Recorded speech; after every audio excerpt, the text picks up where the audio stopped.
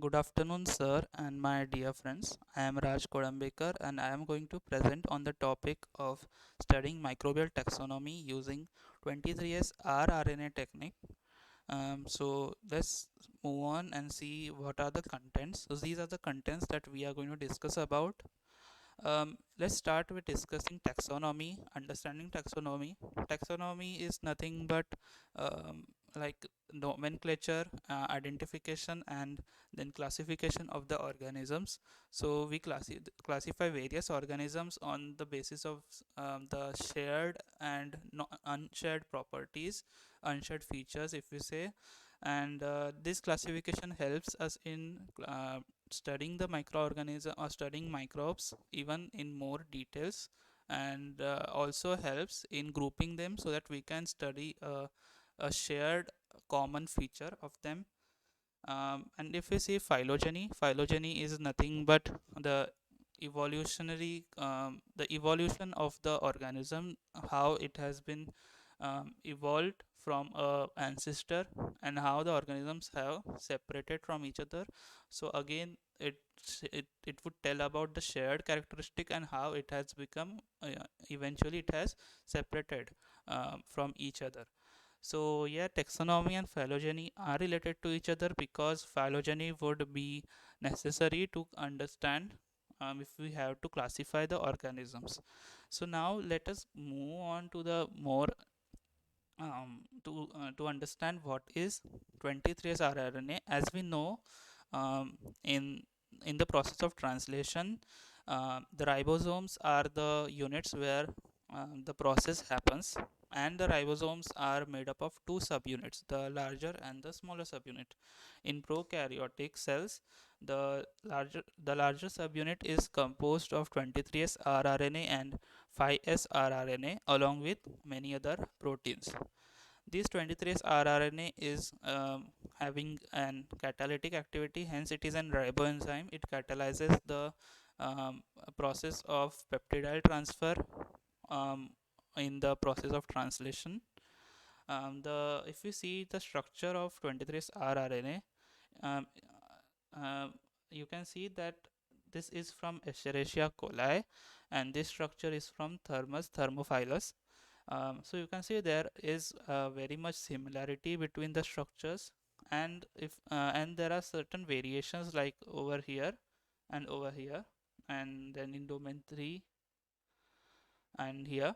So along with this, there are many other small variations. Um, and if you see here, 23's rRNA structure is divided into many domains. So there are 6 domains, of which domain 5 is supposed to have the catalytic activity. Along with this, there is a 5s-RNA shown because it togetherly forms the larger subunits. Um, so if you see, there are two basic structures, the arms and the loops. The loops are having much of the variation, and the arms are fairly conserved regions. Now if we go to the let's see a comparison. We know that there is already existing technique of 16S rRNA sequencing for phylogenetic analysis. So why do we need another technique which is very much similar? Um, so what are the advantages that 23S rRNA provides on 16S rRNA? One of the advantage is the larger size of 23 rRNA. Because of its larger size, it has much more variations uh, in it, and there are much more conservations too. The variations in 23S rRNA are very much uh, characteristic, and also in 23's rRNA there are characteristic insertions and deletions. So for example, if you see, there is a stable insertion of about 100 bases within the domain 3, um, and this is characteristic to a phylogenetic group of gram positive bacteria with a high DNA G plus C content. Similarly, there is a major deletion of about 80 bases again in domain 3, which can be a characteristic of um, alpha subclass of proteobacteria. and this kind of deletion is not yet found in any of the other phylogenetic groups. So we can in general say that these insertions and deletions are characteristic to certain groups of bacteria or group of microbes, and hence can be used to classify the organisms in certain groups. Um, Another is that 16S rRNA, even though it has been sequenced for much time, still has certain disadvantages. So, for example, if we see uh, certain groups of bacteria which are related to each other have a very high chance of sequence similarities, like having 99 to 100% sequence similarities, and it is applicable for the 16S rRNA gene too. So it happens that 16S rRNA sequencing of this 16S rRNA gene doesn't actually distinguishes between these species, these relative species. And over here 23 rRNA gene comes in picture, which is which is comparatively larger, and hence having more sequences which can vary from each other. Now let's go and check out what is 16s 23s ITS region. ITS nothing but intertranscription spacer, or these are spacer regions between two genes. And in prokaryotes, if we see this, there exists the rRNA operon is present as 5 prime 16s rRNA, then a spacer, then 23s rRNA spacer, and 5s rRNA.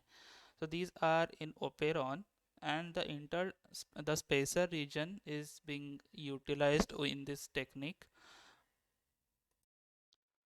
So the intertranscription region is having genes for tRNA, and hence some papers claim that this region is comparatively variable as compared to the 16S rRNA gene or 23S rRNA gene. Um, so this ISR or ITS region is used for phylogenetic analysis.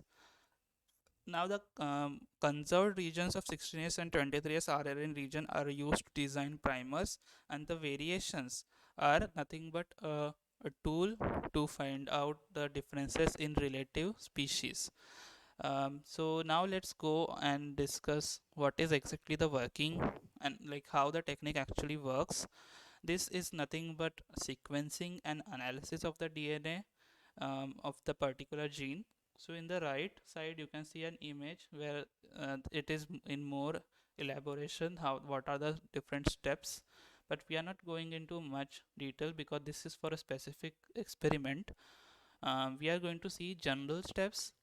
So first of all, obviously there is extraction of DNA. Once we extract DNA, we have to get the specific gene. So for this we do electrophoresis, and then the electrophoresis after doing electrophoresis, we have to a PCR amplification of the certain product. The primers used in PCR amplification are the same as they were used earlier because the sequences are conserved, and the same primers which were designed for that conserved sequences can be used. Still there are many modifications taking place, like 16S 23S ITS region is one of the modification in the whole technique. After the PCR amplification, sequencing of that gene is done. Now sequencing of the gene can be done in, like, there are many sequencing methods, but now it is mostly preferred, the next generation sequencing is preferred for the sequencing the region. After sequencing of this region, analysis of the sequence is done. This includes like finding the or determining the quality of the sequence. In this we uh, remove the base pairs which are of low quality, and we basically merge the whole sequence so that we find a continuous sequence, and then we compare it to the database which is there on which is publicly available, and then we come to know that which sequence is this, and then um, After comparing with various other sequences, we determine its phylogenesis. Even though this method is quite reliable, but still there are limitations. As 16S rRNA technique was used for a long time, the databases are set up and they're ready to use.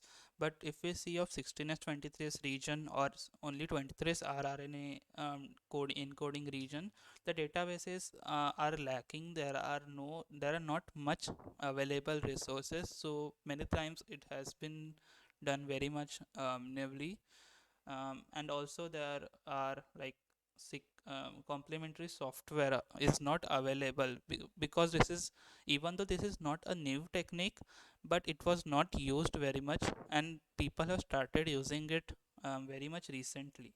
Another limitation is, I know that the names are not visible, but these are all from the same family. But if you see in A and B, they are they are arranged in a different manner. This is one of the limitation if we do partial sequencing of 23's rRNA. In the above diagram, the sequencing is done from domain 3 and in B it is from domain 4. So if we do sequencing of only domain 3, we get results like this, and if we do sequencing of domain 4, we get results like this, which are very much different. So we cannot come to one conclusion, and that's one of the limitation that 23's rRNA has. So a proper technique is to be developed. Partial sequencing is not good, and these are the references.